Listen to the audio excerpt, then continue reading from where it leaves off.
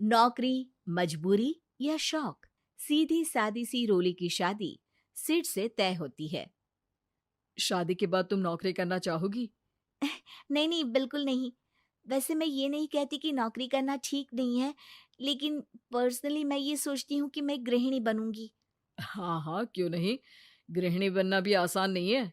एक सफल परिवार चलाना किसी देश को चलाने जितना ही कठिन है। रोली को सिड का साथ और बात दोनों अच्छी लगती है, और फिर वो दिन भी आ जाता है जब दोनों की शादी हो जाती है।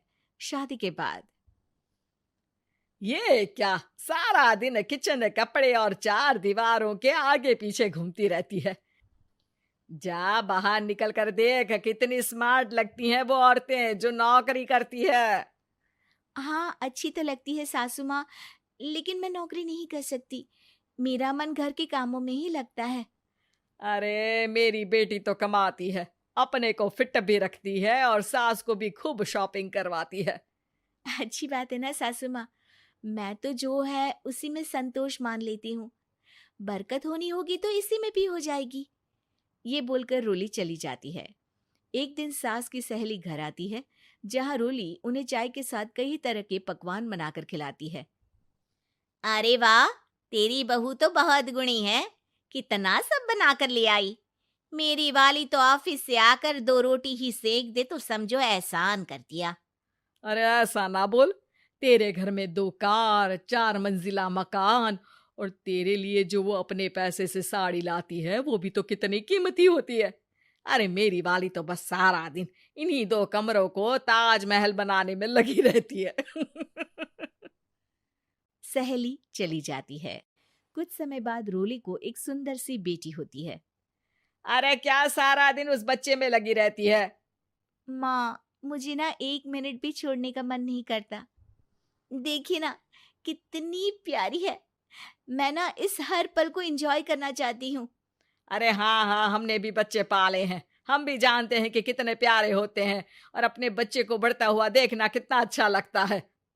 लेकिन एक दिन अचानक और रोली, एक बहुत बड़ी घटना हो गई। एक शॉर्ट सर्किट से पूरी दुकान जल गई। ओह, अब अब क्या कुछ समझ में नहीं आ रहा कि कैसे घर चलेगा। घर की पूरी गाड़ी पटरी पर लाने के लिए कई साल लग जाएंगे, और वापस पहले जैसे होने में भी बहुत टाइम लग जाएगा। रोली रोली कुछ सोचती है, फिर अपने 3 महीने के बच्चे को देखती है और कहती है, आप कहें तो मैं नौकरी शुरू कर दूं? माँ मुन्नी को देख लेगी, फिर शाम को तो मैं घर आ ही जाऊंगी। सिड कुछ कहता उससे पहले ही उसकी सास वहां आ जाती है। अरे हाँ हाँ, अब भी तुझे नौकरी करने के लिए पूछना होगा।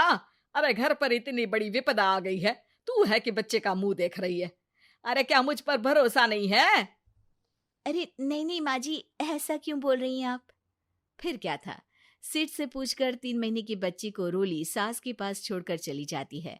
शाम को ऑफिस से आने पर अरे सारा दिन इसने तो चैन नहीं लेने दिया, बस गोदी में ले लेकर घूमती रही। हाथ दर्द हो रहा है। बहू को बहुत गिल्ट फील होता है, लेकिन जब वो घर की हालत देखती है तो चुप रह जाती है। ऑफिस में सहेली कहती है, अरे रोली, तेरी तो बच्ची छोटी है ना, कैसे मैनेज करती है? कैसे मतलब? घर पर रहती है वो अपनी दादी के साथ। ओ यार, कितनी अच्छी है तेरी सास। मेरी सास को जब पता चला कि मैं नौकरी ज्वाइन करने की सोच रही हूँ, वो तो सीधे अमेरिका चली गई मेरी ननद के पास। अच्छा, फिर तू कैसे मैनेज करती है? अरे मैंने तो फुल टाइम मेड रख ली है। ओहो, वो तो बड़ी महंगी होगी ना? हाँ यार, लेकिन कमाई भी तो हो रही है ना। यार, मैं तो कभी अपना बच्चा इनके मम्मी पापा के पास ना छोड़ू। प्यार दुलार में खराब कर देते हैं ये दादा दादी बच्चे को। नहीं नहीं, मुझे अपनी सास पर पूरा विश्वास है। जो मेरे पति को इतनी अच्छी शिक्षा के साथ बड़ा कर सकती हैं, वो मेरी बच्ची को कभी नहीं बिगाड़ेगी। खैर, रोली की इस सोच से उलट पड़ोसियों के बीच हाथ में बच्ची पकड़े रोली की सास कहती है, अरे क्या बताऊं, सारा दिन बहू बाहर रहती है। पहले अपने बच्चे पालो, फिर बच्चों के बच्चे। अरे अपना जीवन तो कुछ रहा ही नहीं। अरे नहाने भी जाती हूं ना तो इसे साथ रखती हूँ, कल को कहीं गिर गई या चोट लग गई तो बहू तो हमारी खाल उखाड़ लेगी ना। अरे ऐसा भी क्या डरना बहू से, नौकरी थोड़ी की है उसकी। अब क्या बताऊं, पढ़ी लिखी लड़कियां हैं आजकल की। चलो चलती हूँ, सब्जी बनाने का वक्त हो गया है। बच्चे आएंगे तो खाना तो बना मिले। सास ये बोलकर वहां से चली जाती है कि तभी रोली ऑफिस से घर पहुंचती है। बाहर पड़ोसियों को देखकर, नमस्ते आंटी जी, कैसी हैं आप? अरे बहुत अच्छी हूँ, लेकिन तेरी किस्मत तो सबसे अच्छी है। क्या सास पाई है, मोती दान किए होंगे तूने। तेरा बच्चा भी देखती है, खाना भी बनाती है। बेचारी बहुत काम करती है तेरी सास। हाँ आंटी, सही बोल रही हैं आप। अब ऑफिस भी दूर है तो आने जाने में वक्त चला जाता है। खैर चलती हूँ। हाँ हाँ बेटा जाओ, गर्मा गर्म खाना खाओ। रोली घर आती है, जहाँ सास एक बार फिर छोटी सी मुन्नी की शरारतें गिनाने में लग जाती है। अरे आज तो इसकी वजह से मुझे 2 बार कपड़े बदलने पड़े। बार बार पानी गिरा दे रही थी। दोपहर में थोड़ा सोचा कि आराम कर लूं तो दूध के लिए रोने लगी। हाय, मैं तो परेशान ही हो गई। रोली को सास की बात अब कुछ अजीब लगती है, पर वो जल्दी से कपड़े बदलकर किचन में जाकर रोटियां बनाने लगती है। सारा महीना काम करने के बाद रोली को सैलरी मिलती है। वो पैसे लेकर सीधे सास के पास जाती है। माँ जी, ये मेरी सैलरी। आपने हर कदम में इस घर का साथ दिया। मैं नौकरी करने के पक्ष में नहीं थी। मैं तो अपने बच्चे को बढ़ता देखना चाहती थी। मैं थोड़े में भी खुशी थी। कभी मैंने आपको किचन में पैर नहीं रखने दिया था।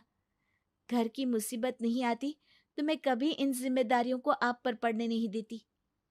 अब सास समझ चुकी थी कि उसकी गलती कहाँ है। हाथ में पैसे देखकर कहती है, मैं पढ़ी लिखी नहीं थी तो पति ने भी कभी पैसे हाथ में नहीं रखे। बेटे ने भी गल्ला संभाला, लेकिन तूने मुझे समझा। ये मेरा सम्मान है कि एक बहू होकर तूने पूरी सैलरी मेरे हाथ में रखी बेटा।